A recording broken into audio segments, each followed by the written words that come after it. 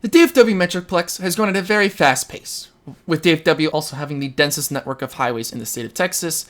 It is time we take a look at some of the most important highways in the DFW area. What's going on, everybody? My name's Gold Titanium 60, and today we're going to be taking a look at Interstate 30, Dallas-Fort Worth's most important east-to-west highway.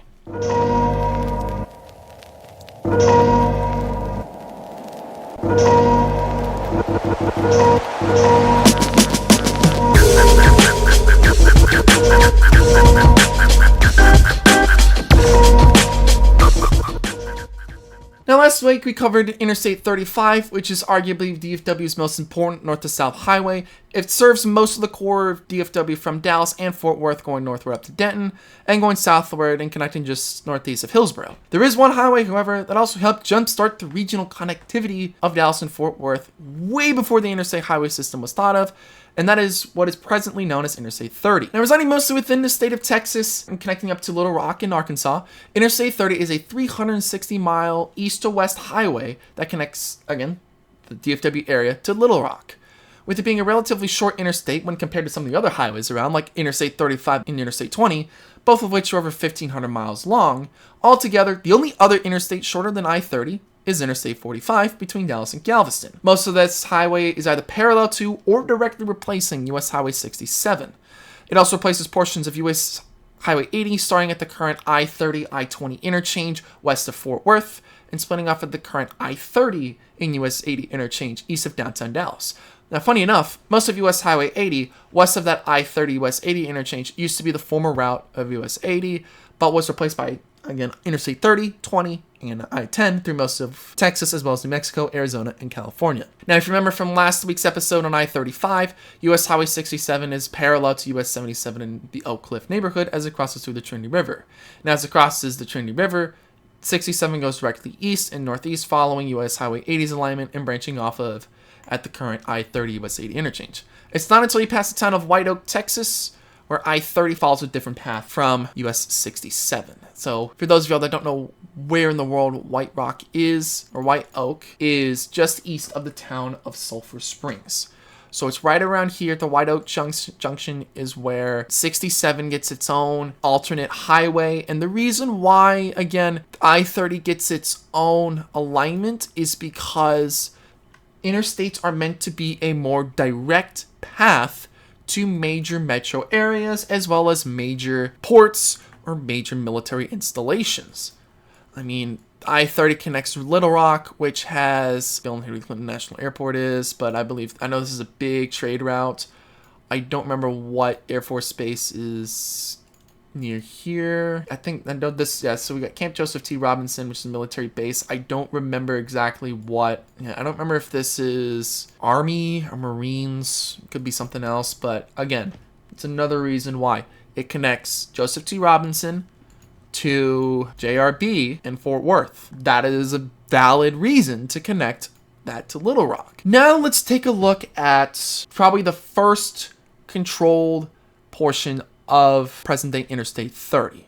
And this is what's known was the Dallas-Fort Worth Turnpike. Now, to be honest with you, this could have been its own video, but since technically this is a part of Interstate 30, I wanted to combine that, the DFW Turnpike, in as part of the history of Interstate 30. Now, this was a 30-mile turnpike that at the time was built between US Highways 81 and then the Highways 67 and 77 interchange, just southwest of downtown Dallas. Now, even though US Highway 80 somewhat resided in this alignment, this was the first highway that was built on the present-day alignment of Interstate 30. Since it opened in 1957, it was also the first ever toll road opened in the state of Texas. And this highway is still in operation today, just not as a toll road. And the reason for that is in 1977, about 20 years after this turnpike opened, the toll booths were torn out. Now, the reason for that is because the plan was, at least for a lot of the future highways that were built, was, yeah, you would put in toll booths, but then once you pay off the state bonds, all those toll booths would be torn out. That's what the Dallas North Tollway was supposed to be, and we'll talk about that once we finish up with all of the interstates. It's kind of interesting because the two oldest highways, well, the oldest former toll road in Texas is now a freeway, but then the oldest toll road in DFW is still a toll road. I think the reason for that is because the Dallas North Tollway is still owned by a private entity, the North Texas Tollway Authority, which replaced the Texas Turnpike Authority back in the early 90s while they were working on construction of President George Bush Turnpike. Now, with that, let's get into some of the current, past, and future construction projects. So, with Interstate 30 being one of the most important and also oldest highways in the Dallas-Fort Worth area, it is in dire need of being expanded as well as rebuilt in some portions. Now, loads of projects are going on throughout the DFW Metroplex. Now, because this highway has relatively stayed unchanged since its inception in the 70s, when everything was marked as Interstate 30, there are multiple projects underway, as well as many in various planning stages, and some that have been completed.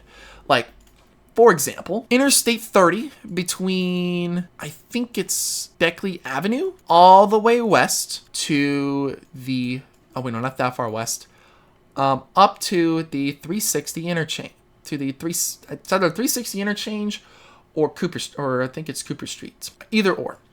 But they've already widened this out. They've also added a toll lane each way, except I think they've closed them off at 161 because there's no real need to right now. They might do it, but that's a part of a different project that we're going to go westward, or at least westward from 360. Now, that is one of the few projects that have been completed, and that was because at the time I think that was an extension of the Horseshoe Project, which was concurrently another project that I had talked about last week, the Project Pegasus. Now, the Horseshoe Interchange basically rebuilt the I-35 and the I-30 bridges over the Trinity River, as well as that whole interchange between I-30 and I-35. Now, in that portion of I-30 that I just showed, they did add a pair of switchable managed toll lanes, kind of like on 35, north of 635, by the way, south of 635. That is strictly LBJ to Express. That's another video. Now, again, let's take a look at some of the projects that are under construction. And right now, there's a lot of them are in Rockwall County. Now, starting just east of George Bush Turnpike in Rowlett, construction is going on all throughout Rockwall again to rebuild and expand I-30 to anywhere from 6 to 8 lanes, as well as adding continuous frontage roads across Ray Hubbard. So this portion of Ray Hubbard, and you can kind of see it on the maps, they are working on building continuous frontage roads all the way across from Rowlett, so Sapphire Bay Peninsula here, all the way to Rockwall. And they're going to do the same thing, and they've already done the same thing here as well. They just finished that a while ago. Now, there is a second segment of this construction, and this starts right off of Dalrock Road, which the second segment of this, and this is what I had just shown you, is between Dalrock Road and State Highway 205. So this is the connection from the Sapphire Bay Peninsula going all the way into State Highway 205, which is John King Boulevard on the east side of Rowlett. So this whole section from here all the way to here is being widened. They're adding managed toll lanes across, and the reason for that is because Rockwall has grown so much that they need to have this done. Now, I know there is some other portions of Interstate 30 in Rockwall County that are also being worked on, that are also in the planning stages, and we'll discuss those later. But the first project that I think we should discuss is going to be the I-30 Canyon project. Now, this is also a project that came directly from the Project Pegasus program that was enacted back in 2005. Again, we briefly discussed about this last week when we went over 35. Now, in this project, the plan is to completely rebuild and rework Interstate 30, basically starting from the Horseshoe Interchange in downtown Dallas. So let me open that here. So that's going to start right around here. So right at Griffith Street. And it's going to rebuild pretty much up to I-45, if I'm correct. And the reason for that is they're just going to clean up a lot of that stuff. So yeah, pretty much that's it. They're going to simplify some of the bridges going over I-30. They're going to completely tear down the Cesar Chavez interchange because, well, Central Expressway is not really that much used anymore, and rebuild that bridge. And then they're also going to cap portions of I-30 to reconnect the Cedars neighborhood to downtown Dallas. Now, in basic terms, so this is the Cesar Chavez interchange. I mean, this was built, again, back in the 60s and 70s when Central Expressway was the main north to south highway. But as I said before 2 weeks ago, when they built 345 and 45, they used a new route for that interstate. So this would be rebuilt, and what they're going to do is they're going to simplify a lot of this leading up to I-45, and they're going to cap portions of it. Part of it is for the construction and expansion of the K. Bailey Hutchinson Convention Center, but they're also going to try and reconnect the Cedars neighborhood, which is this neighborhood right down here. And the reason why they want to reconnect this is because, yeah, it's not in the best place, but as you've seen here, there's been some redevelopment area, and with the proposed high-speed rail between Dallas and Houston, they're going to build the station right here. So it would be great to be able to physically reconnect that, build some stuff build maybe some parks on top of I-30, and reconnect this back up with downtown Dallas. Now, this is also not one of the only projects. And actually, the I-30 Canyon project is now a part of a series of different projects along I-30 and US 80 all throughout Dallas County. And the other one is going to be, and actually this is from US Highway 80, from that I-35 interchange eastward to the Dallas-Kaufman County line. Now, from the Kaufman County line to Farm to Market 460, that is already under construction, which is widening US Highway 80 to 8 lanes, and the Dallas County portion will also widen US Highway 80 to 8 lanes. Now, why did I include this project as part of the I-30 corridor? Because, as I said, in future projects, the DOT will also rebuild the I-30 and US 80 interchange to coincide with US 80's expansion. Plus, from downtown Dallas, US Highway is the quickest way to Forney as well as Terrell. Now, looking more into the I-30 East corridor, there are multiple other segments that are in the works. Another segment of this is from I-45 to Ferguson Road, projected to cost more than $1 billion. It's going to rebuild while also trenching parts of I-30 through the eastern portions of Dallas. And I'm not just saying in portions of downtown Dallas. So, even here, where I-30 is pretty much a bridge from 45 all the way to about Berry Avenue. All of this would be rebuilt and trenched down, and honestly, they could probably cap some of this off to better connect Fair Park with Deep Ellum, as well as some of these other places. But everything up to Ferguson Road, which is right here, will be rebuilt. And I think parts of these, I don't know if they're going to trench portions of the intersections or if they'll still keep them as overpasses. I'm not too sure. Now, currently I-30 this portion is 8 lanes with a reversible HOV lane and discontinuous frontage roads, meaning that there's no frontage roads that sit parallel to the main highways that go all throughout that corridor. For example, the only places that you can really exit for, once you pass 45, you can exit for, I think that's Perry Avenue, which will lead you directly onto the south side of Fair Park. You've got exits for Ash Lane and Carroll Avenue, that's it. And then you gotta merge back onto I-30. And there's an exit for Berry Avenue. And there is continuous frontage roads from there all the way to Winslow Avenue before you're required to get back on I-30. Then you exit on Dolphin Road, and you have to get back on I-30 from there. And then going from there over to the train tracks and White Rock Creek, there is no continuous frontage roads there. Then there's an exit for Ferguson Road. And the basic plan is they want to at least try and have continuous frontage roads there. But the other big thing is they're going to rebuild this highway to a total of 10 main lanes, as well as 2 reversible managed lanes.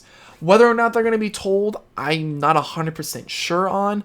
I would guess no, because I don't think a lot of people want to have managed toll lanes. In my opinion, I think it would be a good idea to have them as managed toll lanes so that you're at least bringing more money into the Department of Transportation, but I don't know. Now, the entire I-30 East corridor does extend all the way to the Dallas-Rockwall County line, which is just before Lake Ray Hubbard, but let's go back into I-30 in Rockwall County, where we'll talk about segment 3 in Rockwall County, which is from State Highway 205 north and east to the Rockwall-Hunt County line.